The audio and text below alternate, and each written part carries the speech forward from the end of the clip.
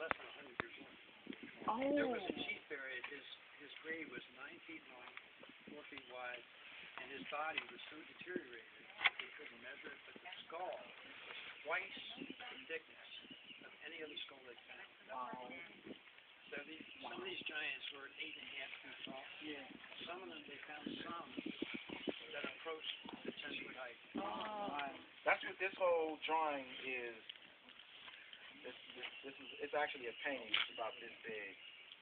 And that's what this is about. I come to find that out when I came to visit my first time, that this was that. And I just found out that I'm one of those chiefs. I wouldn't doubt it. That Serpent Mound. Right. Right here. This is the mound. So anyway, Serpent Mound, we don't know how old it is, but carbon says it's 900 years old. 3,000 years old, and then there's an indication from the star pattern that it's at least 5,000 years old. The reason is because this star here, this doesn't touch on the body of the serpent. All these do, they're all draconis. This is a little different. But that star is the only one out of that part of Draco, and that's all in the book of Wonders and Mysteries, that didn't fall on the margins. We come to find out that it's equidistant to each end of the serpent. So when we laid it out, we were able to use that as the point of the compass to create the circle, and that made the serpent literally rotating around the very top of the night sky when that was the pole star. Oh, okay. Today, Polaris is the pole star.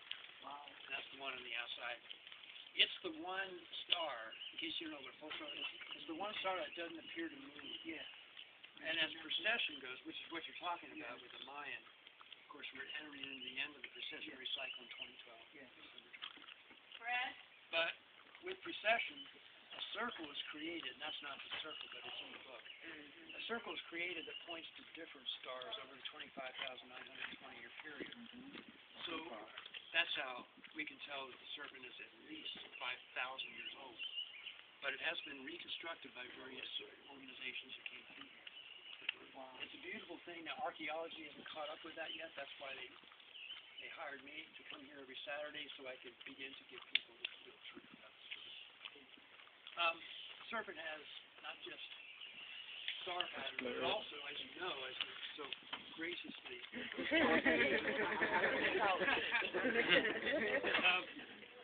it has a true north alignment. And that wasn't found out until just about 22 years ago because compasses give incorrect readings here, as you know. Yeah, I noticed that. The energy is wild. Yes. I noticed you got a cloud buster right here. Yeah, we put the cloud buster here to try to sort things out. Just busting through. It's coming. Yeah, he did. Yeah. You see that, like, tombstone, that granite? Yes. The tree right to the left of that is getting kind of thin. And it's got like it's got a dark shadow on it because it gets struck by lightning every time a thunderstorm comes. Oh, wow. Okay, so... Yeah. All right. And remember, it's a feminine tree because anything that's split is feminine. feminine. So you see a lot of male and female relationships. Yeah. You see a whole lot of... Yeah. That's all you have, even over by the bathroom. Yeah. You have so many male-female relationships with trees. It's amazing. This whole park is dedicated to the feminine power. That's why we're here. Right. No, the western edge of a giant asteroid crater. That's it. Pulverized and fractured down below the surface for several miles. That's mostly quartz-bearing rock. And it constantly gives off that piezoelectric energy, which tends to come up after it mixes with all the gases or all the filters of different elements. Becomes that sweet mother energy. It's not the negative cloud. Right. That word negative, they've made it a bad connotation on it. But negative only is the negative and the positive pole. Negative pole is only the feminine pole. Raw energy. No. Actually, in terms of electricity, the feminine is the positive. Yeah. That's right. It has an abundance of ether. A small amount of electricity. That's the power that comes out. That's why why it's red. Yeah. But the negative is an abundance of electrons. That comes from the class. So really, right. Yeah, well, see, like I said, everything is a duality. Right. As above, so below. We are going to get the opposite aspects on either. One's the physical definition, one's the spiritual definition. Because we put across the female energy right now, she is the positive. She's positive. That means if you look at the positive charge in the dictionary, it says a weak negative charge. Yes. Well, actually, it's got electrons all through it, but it's filled with the ether of light. And that's why that tree isn't dead, because the mother fills the tree with the life-giving energy and attracts the opposite charge from the sky, and it can't kill it. Right. Wow. That's from the ground up anyway. Right, it starts from the ground up, and that's when Mother Earth kind of teases us. Wonderful. And by the way, it's daughter. Take my shoes off. I'm gonna Daughter. do this man. Mama Universe. All right, I got it. Now here's So that's that yin and the yang. He's filling in the void where we didn't. That other ground. and you got the lunar alignments. That's why we can't knock no knowledge.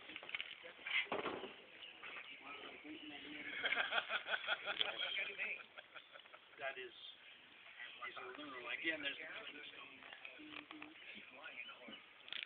and this shows a complete range of lunar alignments over the 18.6-year cycle.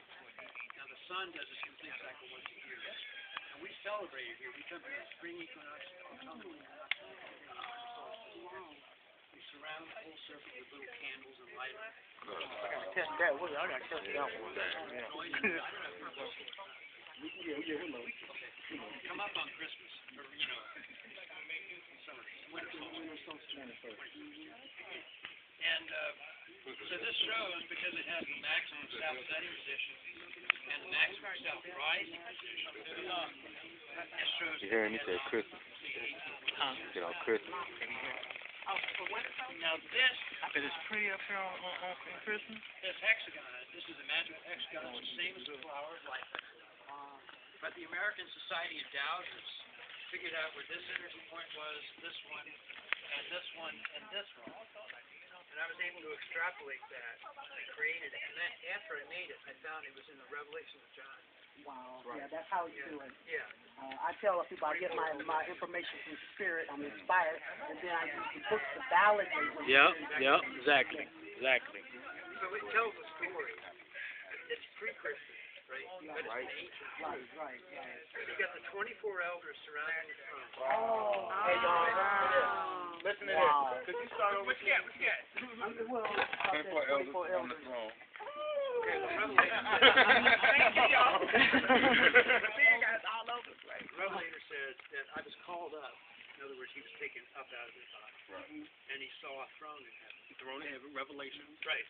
That's right. And the throne was surrounded by 24 elders. Revelation 7th chapter. Yeah. Uh-oh, I think I'm in trouble. Yeah, so you gotta be real. the confirmation. We all master. That's all. That's the fact. The throne was full of eyes within. Right. Now, according to the Eastern Indian traditions, the 24 elders stand for the 24 Prakriti, Right. which includes the 4 intellectual, the buddhi, the mana, the intellect of the lower mind, and then the ahamkara, the ego, and then the chitta, the mind, Right. And then that's the 4 and 20, and the 20 include 5 organs of the senses, the eye, the ear, the nose, and so forth. The 5 objects of the senses, seeing, hearing, touching, tasting. And then you have the 5 organs of action, including the hands, feet, genitalia, tongue, and so forth. And then you have the what you do with those. And then you have the 5 elements, which are the gaseous condition, the fiery condition, the solid condition. This is a modern version of earth, wind, and fire. Yeah, right. And then the ethereal condition, which enables us to see the dimensions better than the animals. So that's the 24 elders. Those are the qualities that go into making the man body, human form. What's interesting about it is that the soul, which sits at the seat behind the eye. There you That's go. right. Right. That's right. Yeah. That's why people don't know that. why you Yeah. say amen.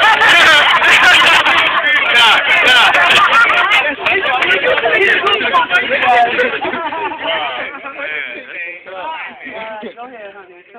So, the whole purpose of the soul is to learn to rise above The heart. the heart, the emotion. The emotion. I got you. Yep. Rise Yep. above, like the Revelator did. That master the universe. Right. Jesus walking on water. The universe is in the shape of the anthropocosmic form. The lion, the wolf, and the car. Bigger than we can understand.